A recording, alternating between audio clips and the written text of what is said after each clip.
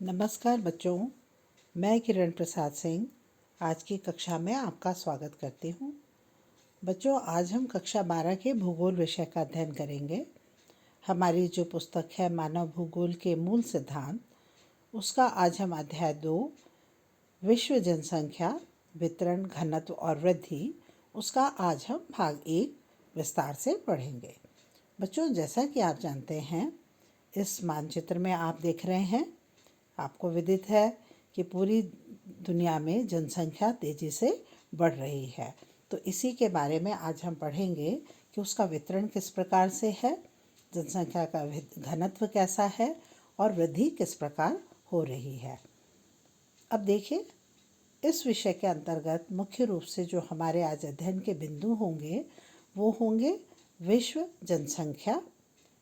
जनसंख्या के वितरण के प्रारूप, जनसंख्या का घनत्व और जनसंख्या वितरण को प्रभावित करने वाले मुख्य कारक कौन कौन से हैं। बच्चों, इसको हम विस्तार से एक एक विषय बिंदुवार पढ़ते जाएंगे।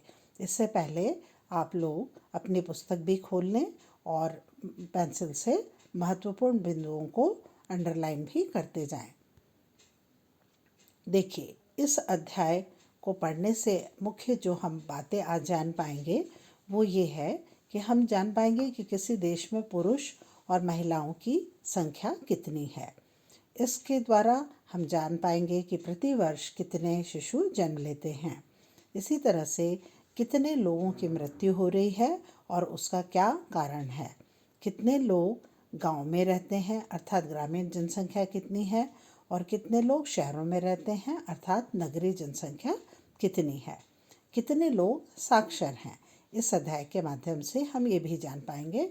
और कितने लोग कार्य कर रहे हैं या कार्य कर रहे हैं तो वो किस प्रकार का कार्य कर रहे हैं, ये भी हम इस अध्याय में सीखेंगे। अब आप देखते हैं कि इस अध्याय में हम जानेंगे कि विश्व जनसंख्या को हम विस्तार से पढ़ते हैं। जनसंख्या महत्वपूर्ण मानव संसाधन है। बच्चों, आप संसाधन जानते हैं, इसमें मानव जो है एक महत्वपूर्ण संसाधन है। मानव प्राकृतिक संसाधनों का उपयोग करके यानी दोहन करता है और देश की तरक्की में सहायक होता है। अर्थात किसी भी देश की उन्नति और अवनति यानी पतन में मानव की महत्वपूर्ण भूमिका होती है। मनुष्य अगर सक्षम है तो देश की उन्नति में सहायक होगा, और यदि वो सक्षम नहीं है तो वो देश की अवनति के कारक भी बनते हैं। चलिए, अब हम मुख्य रूप से पढ़ते हैं कि विश्व की जनसंख्या को हम विस्तार से पढ़ेंगे। ब्लाश के अनुसार विश्व की जो 2/3 जनसंख्या है वो विश्व के करीब 1/3 भाग में ही निवास करती है। मतलब बहुत कम क्षेत्रफल में अधिक जनसंख्या रहती है। विश्व में जनसंख्या का वितरण बहुत ही असमान है। कहीं पर पर्वत हैं, कहीं पठार हैं, कहीं हिमाच्छादित प्रदेश हैं, कहीं मरुस्थल हैं जहाँ जनसंख्या कम है, और नदियों के मैदानों में, तटीय क्षेत्रों में, झीलों के आसपास जनसंख्या का घनत्व अधिक है। तो इस तरह से विश्व में जनसंख्या का वितरण बहुत ही असमान है। एशिया के संबंध में जॉर्ज बी क्रेजी ने कहा था कि एशिया में बहुत अधिक स्थान ऐसे हैं जहां लोग कम रहते हैं। हम क्या समझे कि एशिया में बहुत अधिक स्थान ऐसे हैं जहां बहुत कम लोग रहते हैं। मतलब ऐसे स्थान अधिक हैं जहां जनसंख्या का घनत्व कम है, और बहुत कम स्थान ऐसे हैं जहां बहुत अधिक जनसंख्या रहती है। मतलब कुछ क्षेत्रों में ही जनसंख्या का घनत्व अधिक है।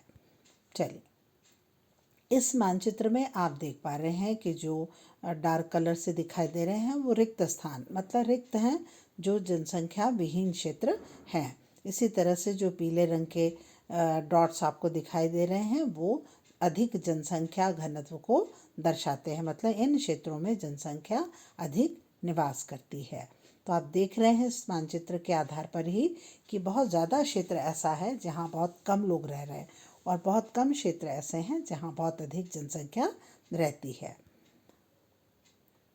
अब एशिया की जनसंख्या के संबंध में हम जानेंगे कि एशिया के 2 महत्वपूर्ण देश जिसमें चीन और भारत हैं, ये विश्व के सर्वाधिक जनसंख्या वाले देश हैं।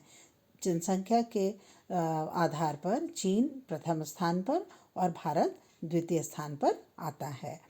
यहाँ अधिक जनसंख्या होने के कारण कृषि प्रधान देश है और इसलिए जनसंख्या यहाँ अधिक पाई जाती है। साथ ही जलवायु भी इसका एक मुख्य कारक है। विश्व जनसंख्या के वितरण के प्रारूप को हम समझेंगे।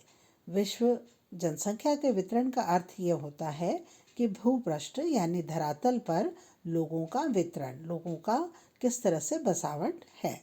विश्व जनसंख्या का वितरण हमने पढ़ा कि बहुत ही असमान है। कहीं बहुत अधिक सघन जनसंख्या, कहीं पर साधारण जनसंख्या और कहीं निर्जर जनसंख्या है।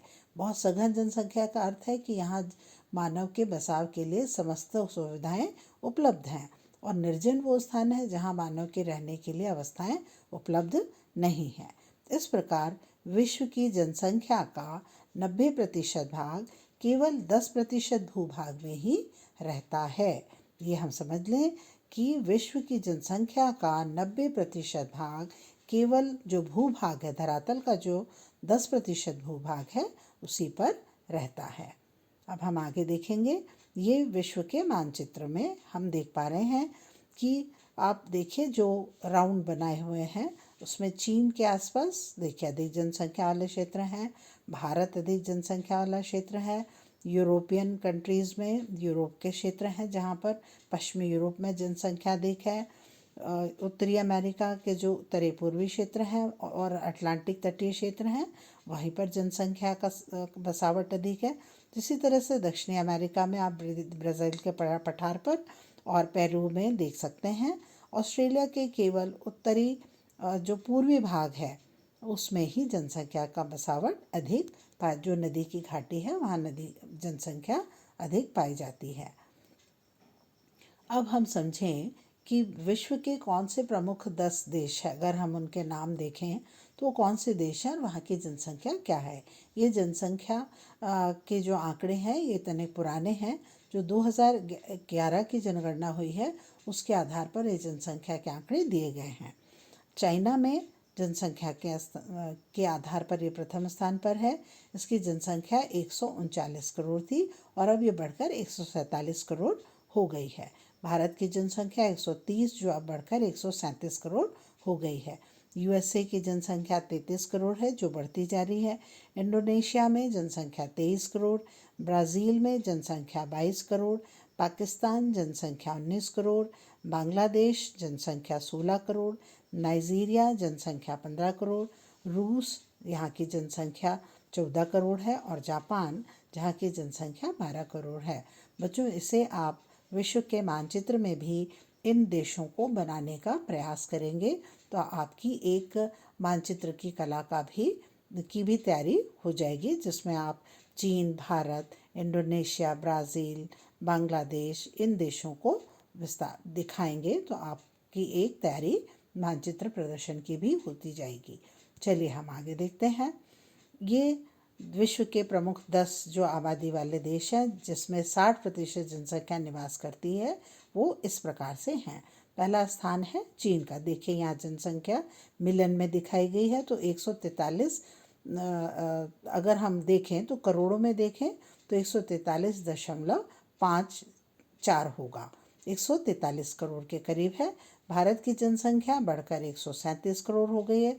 यूएसए की 329 crore, Indonesia 231 crore, Pakistan 237 crore, Brazil 211 crore, Nigeria 200 के आधार पर ये होगी अगर वो है 143, भारत है 137 तो ये है 32 करोड़।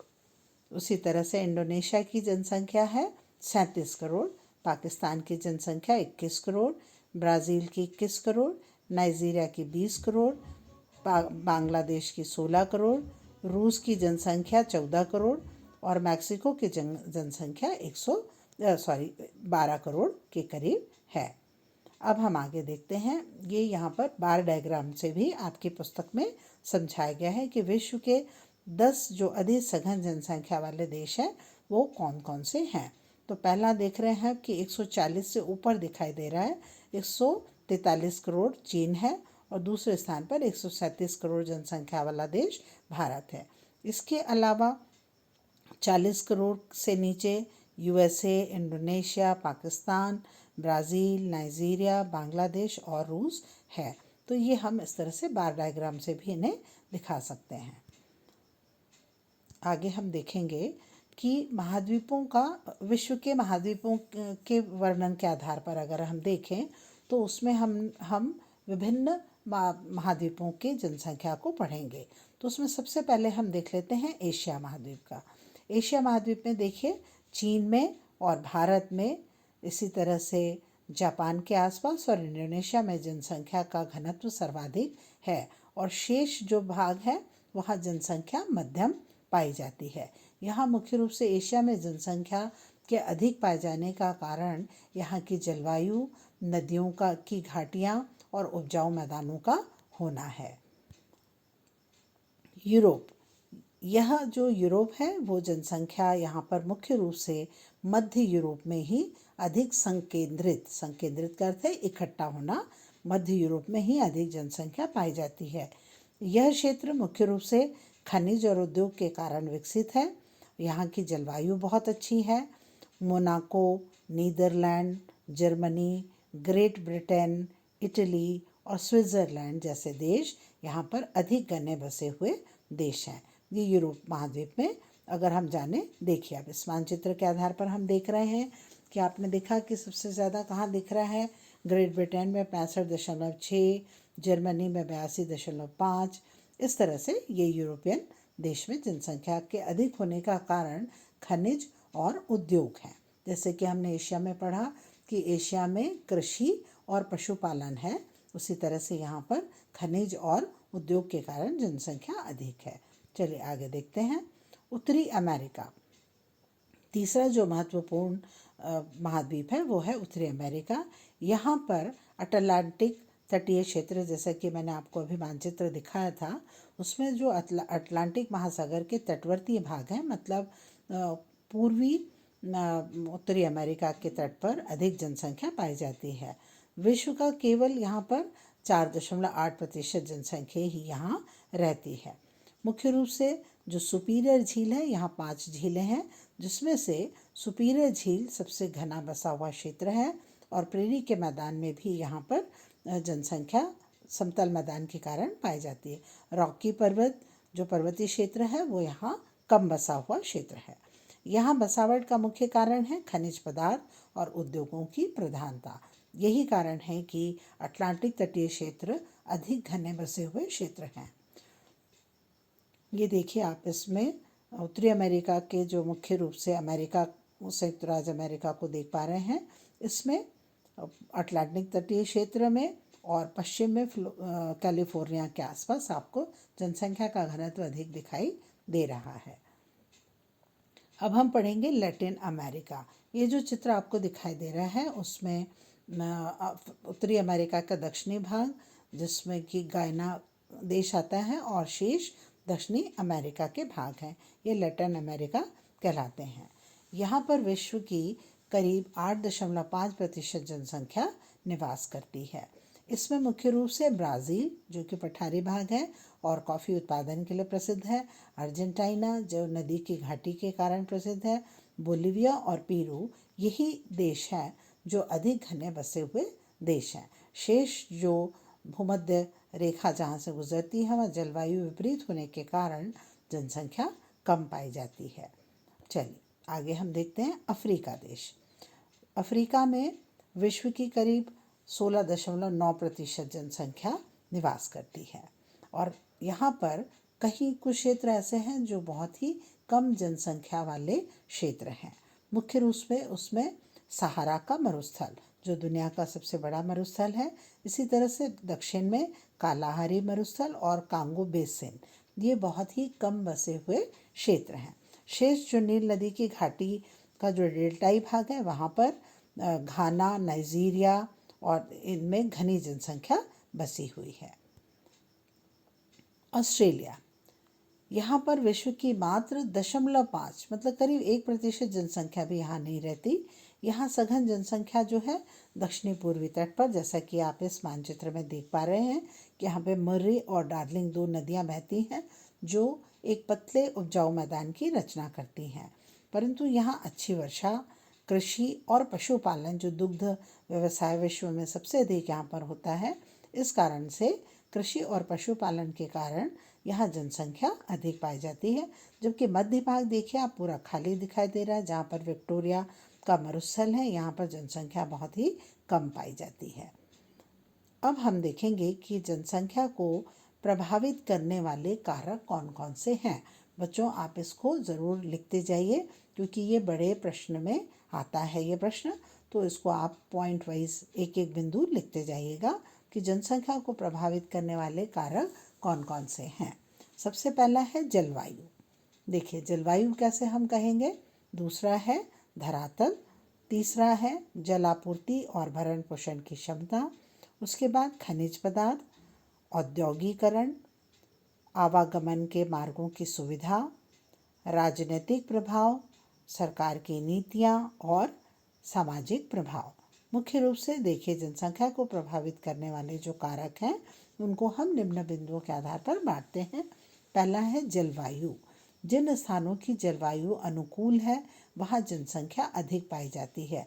जैसे कि हमने अभी पढ़ा कि भारत और चाइना में जलवायु बहुत उत्तम है, इसलिए यहाँ जनसंख्या अधिक है। जबकि अफ्रीका के जो कांगो बेसिन है और सहारा और कालाहारी का मरुस्थल है, वहाँ की जलवायु बहुत ही विपरीत है, इसलिए वहाँ जनसंख्या कम पाई जाती है। दूसरा जो बिंदु है वो है धरातल। धरातल समतल धरातल या नदी के घाटी में या समतल मैदानों में जनसंख्या अधिक पाई जाती है, क्योंकि यहाँ मानव के नहर बनाने, सिंचाई करने, मकान बनाने की सुविधा और कृषि की सुविधाएं होती हैं। जबकि पर्वतीय क्षेत्रों पर अपेक्षाकृत जनसंख्या बहुत कम पाई जाती है। जलापूर्ति और भरण पोषण की क्षमता।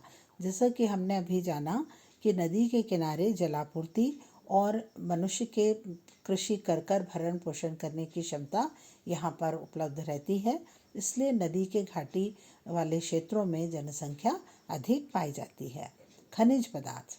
जिन स्थानों पर खनिज पदार्थ अधिक पाए जाते हैं वहाँ उद्योग स्थापित होते हैं। जैसे कि हमने देखा कि उत्तरी अमेरिका में जो अटलांटिक महासागर के तटवर्ती क्षेत्र हैं वहाँ खनिज और उद्योग बहुत अधिक विकसित हैं। उसी तरह से पश्चिमी यूरोप और मध्य यूरोप में उद्योग अधिक विकसित है और खनिज पदार्थ भी बहुतायत से पाए जाते हैं, इसलिए वहाँ जनसंख्या का घनत्व अधिक होता है। आवागमन के मार्गों की सुविधा। किसी भी देश के विकास में और जनसंख्या के वृद्धि में या जनसंख्या के वितरण पर आवागमन के साधनों का बहुत प्रभाव पड़ता है। राजनीतिक प्रभाव। बच्चों जैसा कि आप जानते हैं कि जिस भी देश में राजनीतिक अस्थिरता होती है वहाँ जनसंख्या कम होती जाती है। जैसे कि अभी आप टर्की, सीरिया, इज़राइल, उज़्बेकिस्तान और इन जगहों के नाम देख रहे हैं जहाँ पर कि लगातार युद्ध हो रहे हैं। ऐसे जगहों से लोग पलायन कर जाते हैं और इन स्थानों पर जनसंख्या कम पाई जाती है।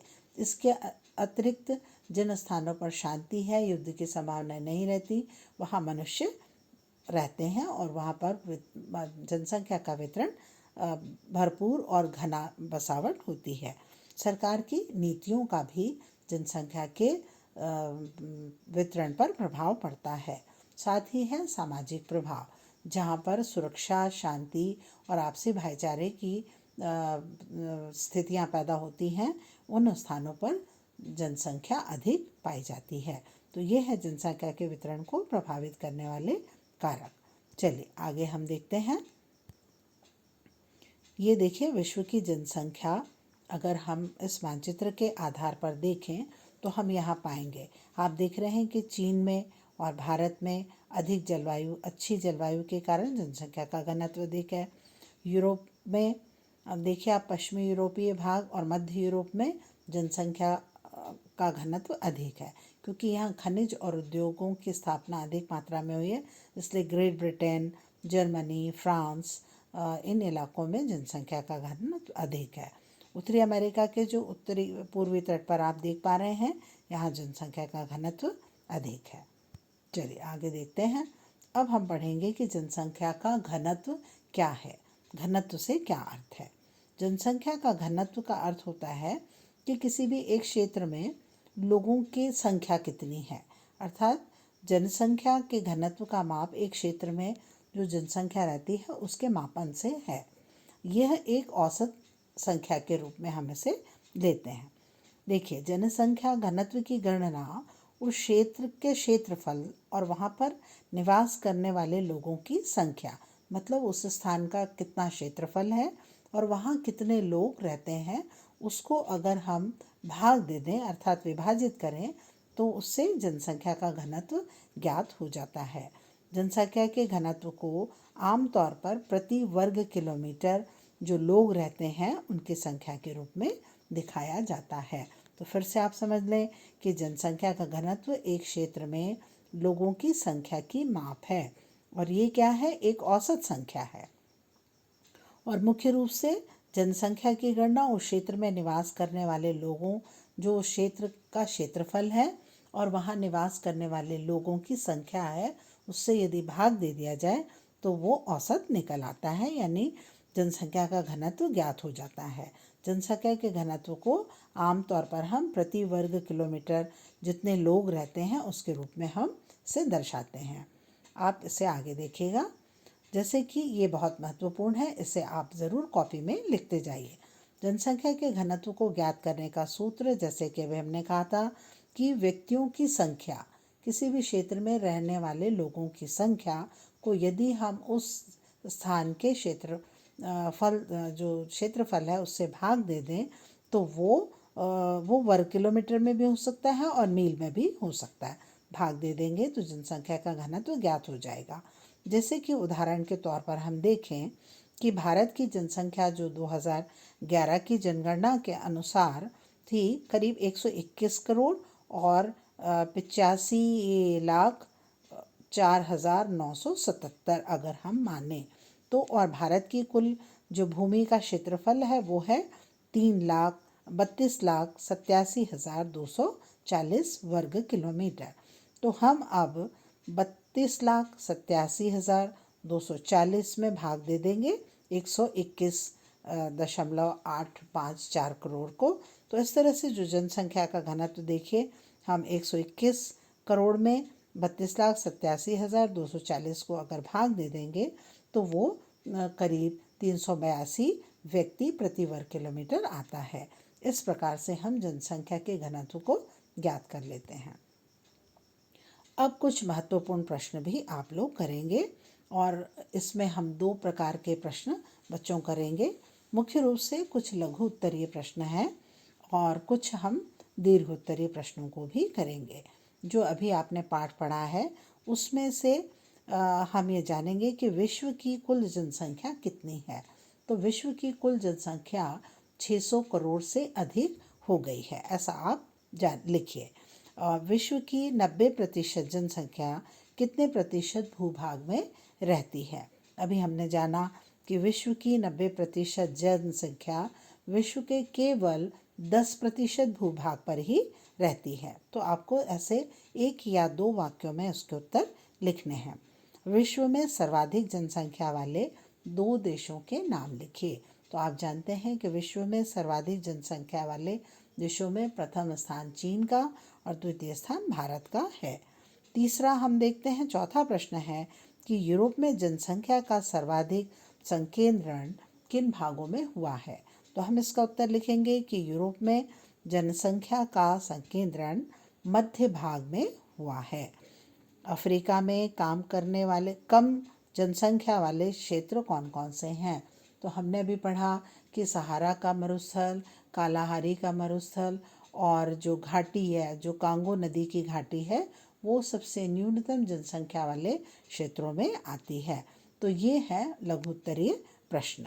इनको आप अपने कॉपी में इनके उत्तर लिख पाएंगे। अभी आपने आसानी से आपको ये प्रश्न वस्तुनिष्ठ में भी, सत्य असत्य में भी या फिर जोड़ी बनाओ जैसे प्रश्नों में भी आ सकते हैं।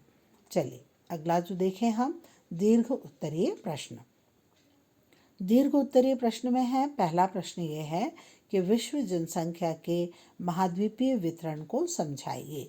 तो जब ऐसा प्रश्न, ये 4 अंक का प्रश्न आ सकता है कि विश्व जनसंख्या के महाद्वीपीय वितरण को समझाइए, तो इसमें हमें सभी महाद्वीप, जैसे कि हमने पढ़ा कि एशिया महाद्वीप में जनसंख्या अधिक कहाँ है और क्यों है, फिर यूरोप में अधिक जनसंख्या कहाँ है और क्यों है, अफ्रीका में, उत्तरी अमेरिका में और ऑस्ट्रेलिया में, लैटिन अमेरिका में जनसंख्या अधिक कहाँ है और कम कहाँ है। ये है विश्व जनसंख्या का महाद्वीपीय वितरण। इसी तरह से दूसरा प्रश्न है, जनसंख्या वितरण को प्रभावित करने वाले कारकों को लिखिए या कारकों को समझाइए।